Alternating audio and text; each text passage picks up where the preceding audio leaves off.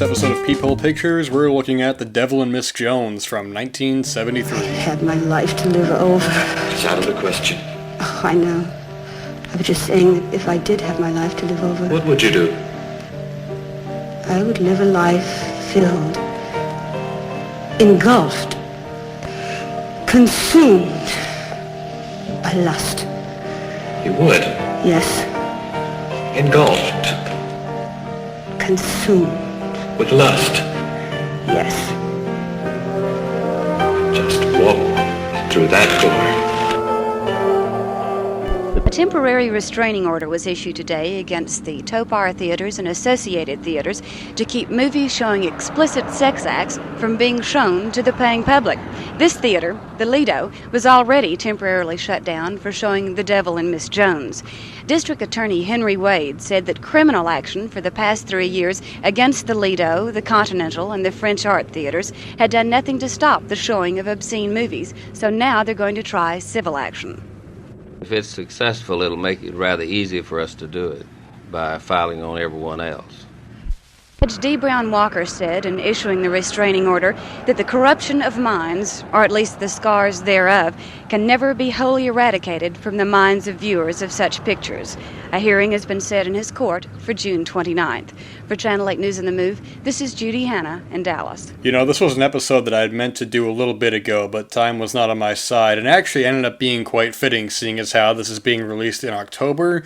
It's a perfect film for the Halloween season, and it's a perfect film really to kind of set the mood for the whole month, really.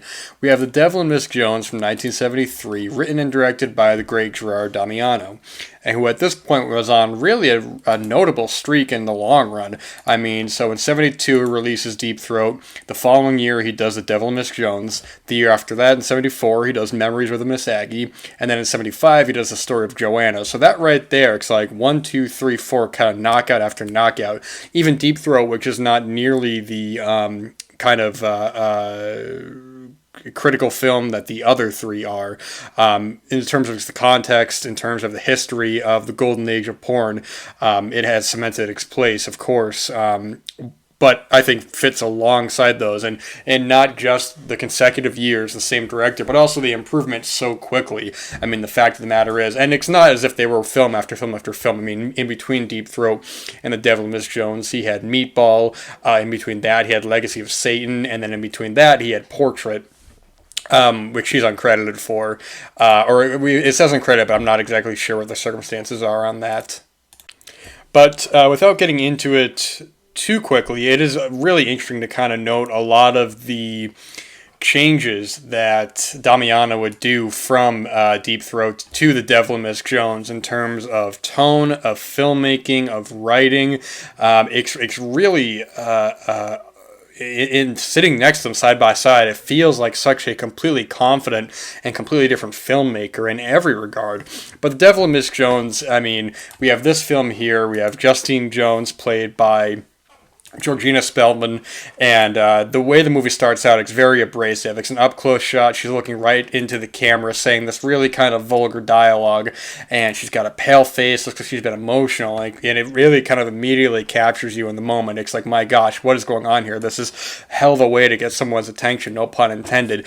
But we also even start off the film with a little cameo, soon to be a small role, from Gerard Damiano himself, who, to his credit, without jumping ahead again, I mean, he is a pretty solid actor in his own right. I think that, I don't really know of a lot of other films he had acted in. I hadn't even really looked, to be honest, but just from this part here, I don't know if it's a situation where they didn't have an actor and they needed him for that, but I think he's pretty solid in that, along with the great opening title sequence as well, which only credits a couple of the actors.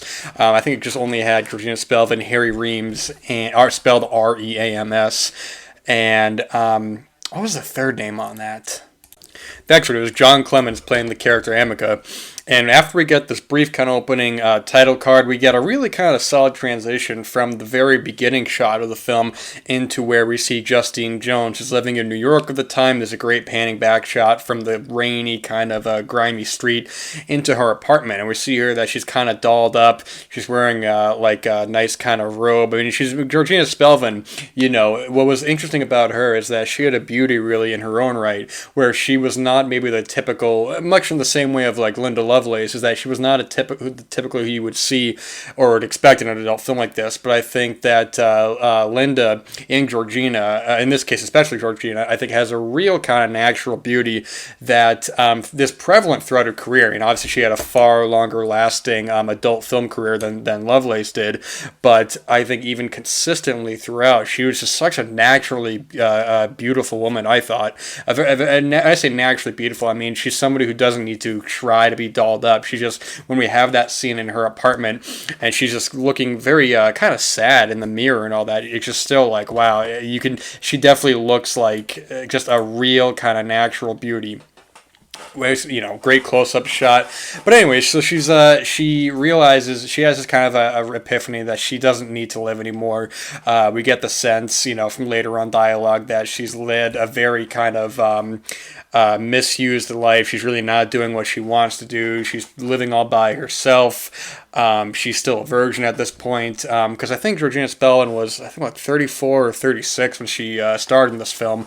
And it should also be noted that although she had done films previously before this was actually her first real kind of big starring role. She wasn't originally hired for the role of Justine Jones. She was a cook on the set.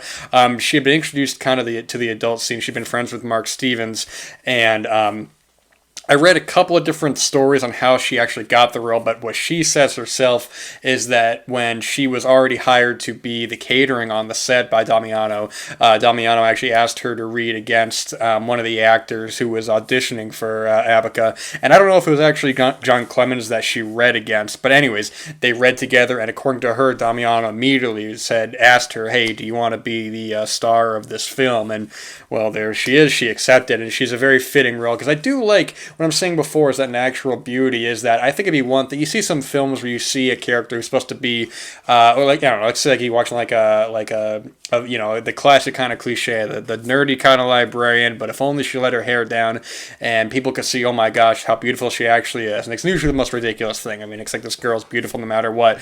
But here, what I like about Georgina Spelvin is that because she's naturally beautiful in this way, that she's able to kind of disguise herself, where you would believe that character would maybe not have the best luck with men, even though she is gorgeous. She's a gorgeous actress, aged very well.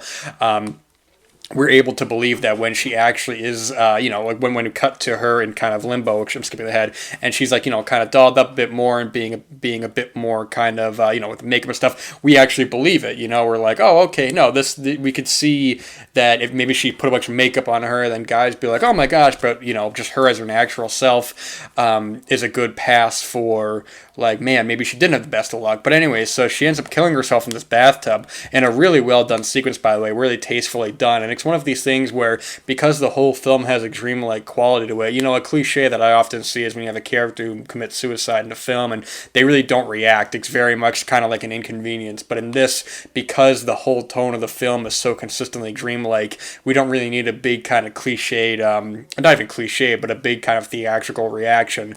Because I think that maybe if they did do that, it maybe would come off as, I don't even want to say hokey, but it may feel insincere overall. But anyways, so after she kills herself, lo and behold, she is actually brought to limbo. And there she meets up with John Clemens, who plays this character Abaca. And there's a problem there. He's saying that, she led, she's not a bad person. She's an exceptional person, so to speak. She should be in the place upstairs. But because she had killed herself, that kind of leaves him at a bit of a crossroads where she has to go to hell. But in this moment, she's feeling very down, and she's like, all right, but like, what if I were to relive my life or have this opportunity to really kind of go out and experience this kind of sexual freedom and liberation that I never had in my life while I was given? And Abigail's telling her, like, I can't bring you back to life, but I can give you some time to kind of fulfill these desires and needs that you weren't able to. So from there, we got multiple sequences, and it's an interesting film in that Georgina Spelvin is, and because she is the title character, that she is in all of the love sequences in the film. I mean, right when we introduce ourselves into the first one of this, which is her and Harry Reems, who When another film I'll talk about at some point, one of my favorite adult films is Wet Rainbow, where the two of them play so well off each other, and they have a real kind of natural charisma with one another. But even in the way that they get to that scene is so fascinating, because when she's in limbo, it's this big kind of open room. I believe they shot this at like a farmhouse or something. You can see kind of like a pasture behind them. But the room itself, there's not much in it, but I think that lends to the sort of otherworldly kind of aspect to it, where it's basically just this one wooden table and kind of against the window at the end of the room. She's sitting there, and it's very open. It feels like a kind of purgatory in a way. And that works for the setting. But then we have this great shot where she goes towards the door and the camera pans in, and we're now almost transported into another reality. She's in this bedroom, and Harry Reems is there waiting for her. He's playing this character, the teacher, and Harry Reems has this real kind of natural subtlety to him where he can play domineering, he can play demanding, but he's also very cool and very casual about it, where when he's quote-unquote teaching her the ways of love and kind of, sexuality, we believe it from him, because we know he can play kind of big and extravagant, but the fact that he plays it, I mean, he's just sitting back in a chair, he's got a bathrobe on, he's telling her what to do, but man, it's that charisma that not a lot of other actors had the way that Reems had, where no matter what he's in, he's always commanding the screen. Maybe it's that signature mustache, who knows, man? But this is a year after Deep Throat, so the fact of the matter is that he was so over the top and comedic in that. In fact, it's my favorite part of that film, because he is playing it so big, and he's not annoying. He's very funny to hear. He's very calm. He's very cool. He's telling her what we're gonna do, what's gonna happen, teach you the ways of love. It's so well done in that regard. One of the big things to talk about with this film is the wonderful score done by Alden Schumann, I believe is his name, who I was unfamiliar with. He has some other songwriting credits for some bigger Hollywood films, but ultimately, I'm not really familiar with him. I believe this was the only adult film score that he did. As I've learned speaking with Rick Marks from Roommates, that IMDb is not always most reliable. When looking at his IMDb here, there are some song credits, there are some composing credits for some other kind of National Geographic things. I'm not really sure how accurate this is, truthfully. But it's fascinating in that on top of The Devil and Miss Jones being, I guess, one of the most renowned and known adult films, this score is so beautiful. It's this, like I've said before when I talk about scores, I really don't know how to describe them, so you kind of just have to listen to it yourself. And actually, funnily enough, the soundtrack's on Spotify. I actually went to look it up, and there it was. It's this wonderful melancholic score that plays really well against the film. There are certain sequences where the score directly aligns with what's happening on the screen that fits so powerfully. At times it can be almost frightening in a way, like, in the middle of the film, during another bath scene in the middle of the film, which actually, now I'm thinking about it now, really kind of mirrors the earlier sequence when she kills herself, which that scene, by the way, there's one great shot that really stood out, is when the focus goes from, which is a classic shot you've seen in a lot of films, but because the way it's done here is a really nice kind of parallel. We have, you have Justine, and she, we cut from the focus from her in the background to the foreground of the razor.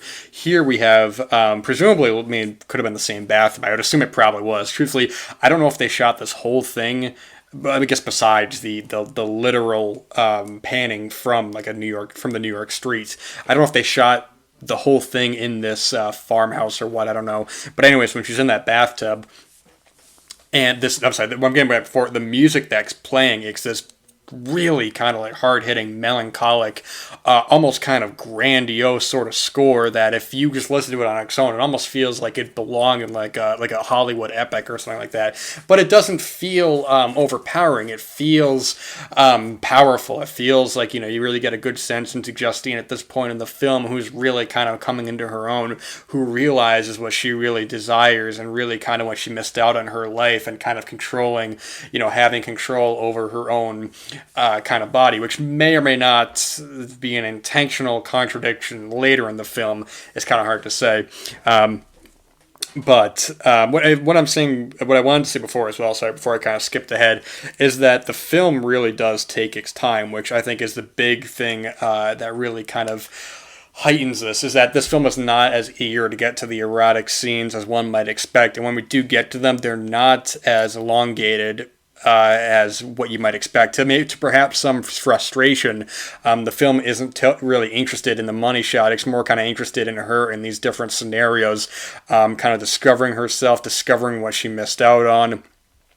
And just the actors around her as well. I mean, Harry Reems, of course, but then actually she has another scene in a really strange kind of scene with who was her roommate at the time, Judith Hamilton, and they have kind of a back and forth sort of scene. But although I was kind of like thinking to myself, they're like, oiling each other up, and then they're in this basement.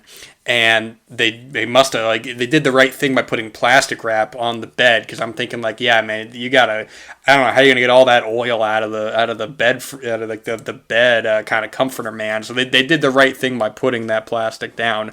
It's just man, it's very like glossy the way you watch it. Even though the way that I watched it, it wasn't an amazing print, but it looked good. But even still, you can kind of see through all the grain and everything. You're like, my gosh, man, I can only imagine what this smelled like.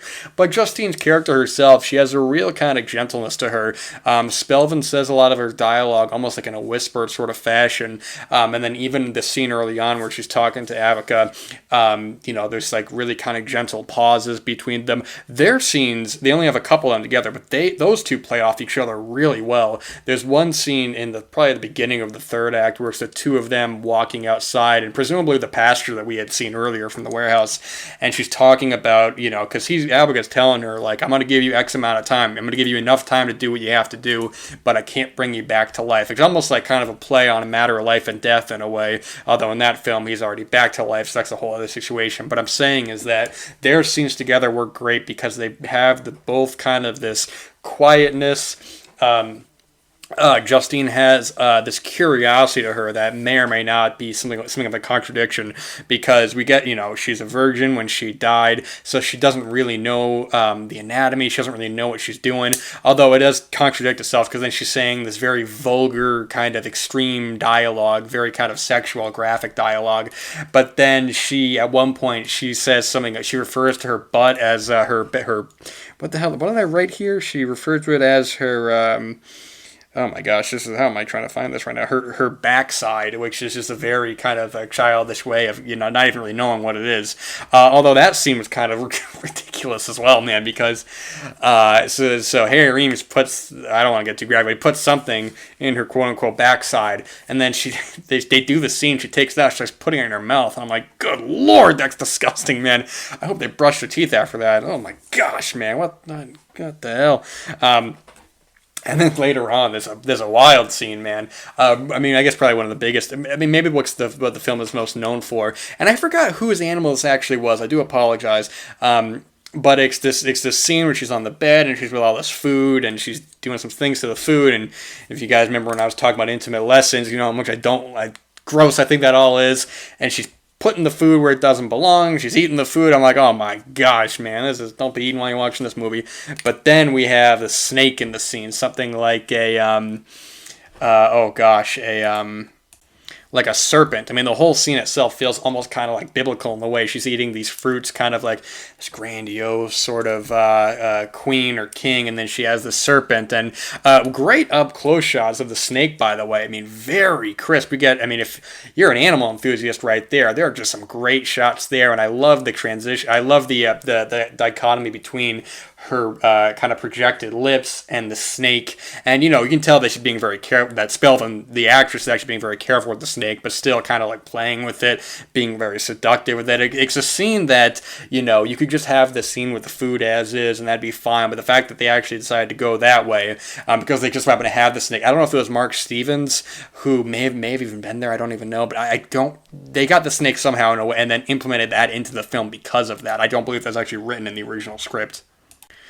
Speaking of the dreamlike quality throughout, it feels very consistent because, like the scene I was mentioning before with Justine and Abaca, when they're walking outside, the sun is really kind of abrasive in a way that you could say, oh, well, this feels like a technical mistake. The sun is so much in the way, but I think it, whether intentional or not, I think it really works for the context of the film because the sun is so abrasive in that that it doesn't even feel like this world. And actually, the scene I was talking about before, when you have Georgina and Judith Hamilton, there's a great shot where I forgot who was on top of one another, but it was just their faces kind of close to each other, and there's this almost black kind of focal haze around the camera, and I don't know if it was intentional or not with the version I was watching, but then we see actually just their hair, but it works so well that it almost creates like a fogging effect in a way that later on at the very end of the film, when there's a similar kind of trick, I have to believe that's intentional in the way that it's blending the two, this dreamy kind of focal frame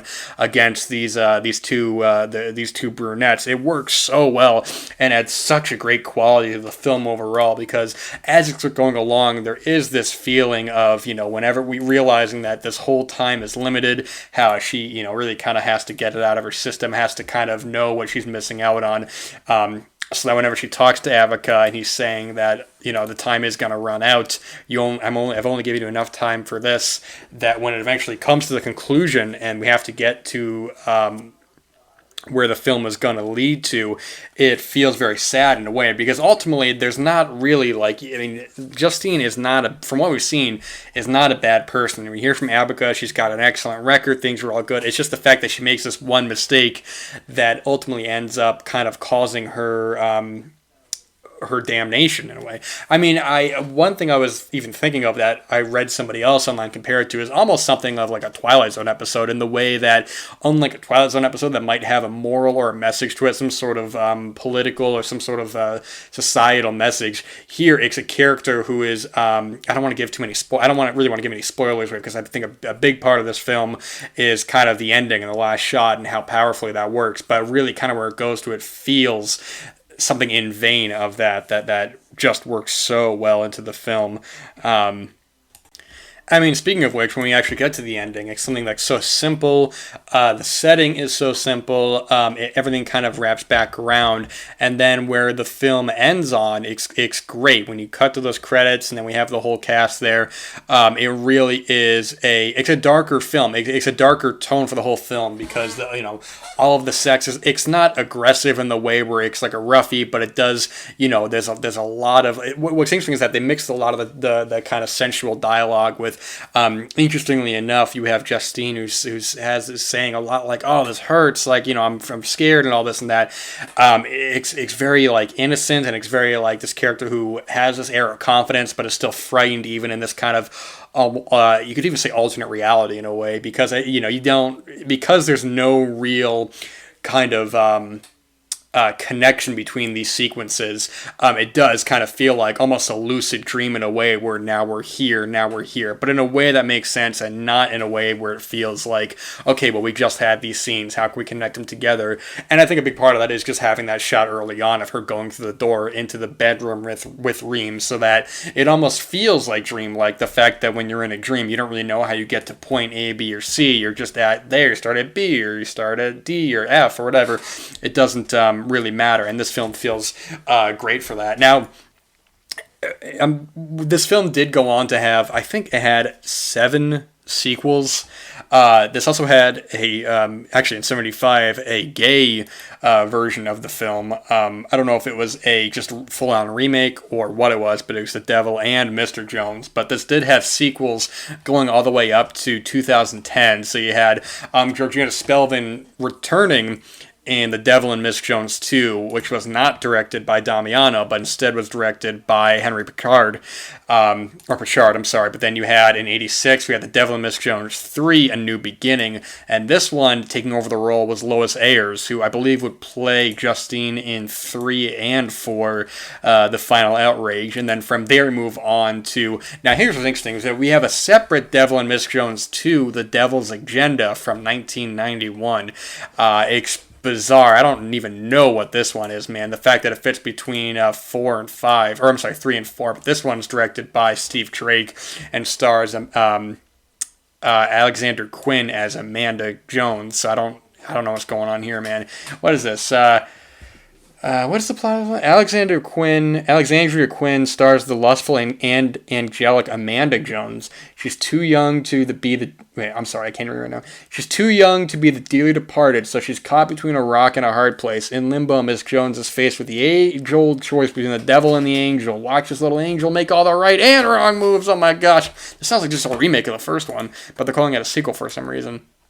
And then Devil and Miss Jones 5, The Inferno, Devil and Miss Jones 6, and then going into the 2000s, we have the new Devil and Miss Jones, and then as recently as 2010, we have the Devil and Miss Jones, The Resurrection, directed by, interestingly enough, Paul Thomas, so it's kind of a interesting choice you got there. And now we have Melinda Jones, played by Belladonna, and this is where I don't know who any of these people are, but I do know who Paul Thomas is, so maybe those are worth a shot at some point, but I'm going to be focusing on the Golden Age here.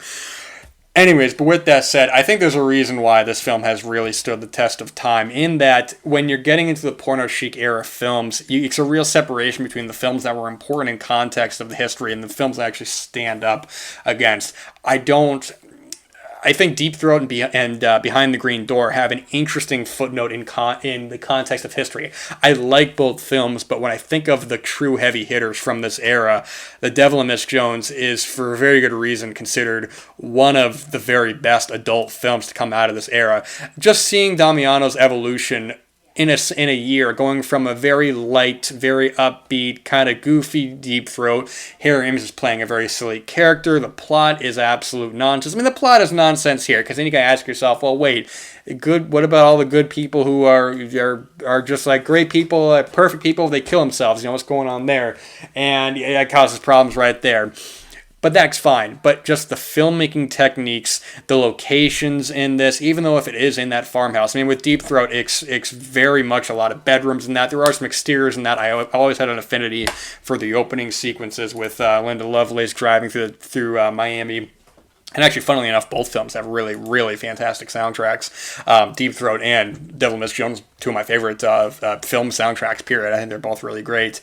But just seeing that evolution, and what I was talking about before with Memories Within Miss Aggie, which I think I probably like a bit more than this, but that's a film that, I mean, I've seen this and Miss Jones twice. Actually, interestingly enough, I think I may have actually even seen them around the same time and then revisited them for the show. So even with time passed, gaining a stronger appreciation, not just for the film, but for Damiano's incredible direction. These have such a great dark tone, a really kind of sad feeling to both them, where they are, this one I think is very erotic. It's very, it's never boring. It's an hour and 6 minutes, I think. It is moving, and the love sequences are shot very well. But it does have this undertone of just like, man, something is off here. There's like an uneasy feeling that I think people may take for granted with just a traditional adult film.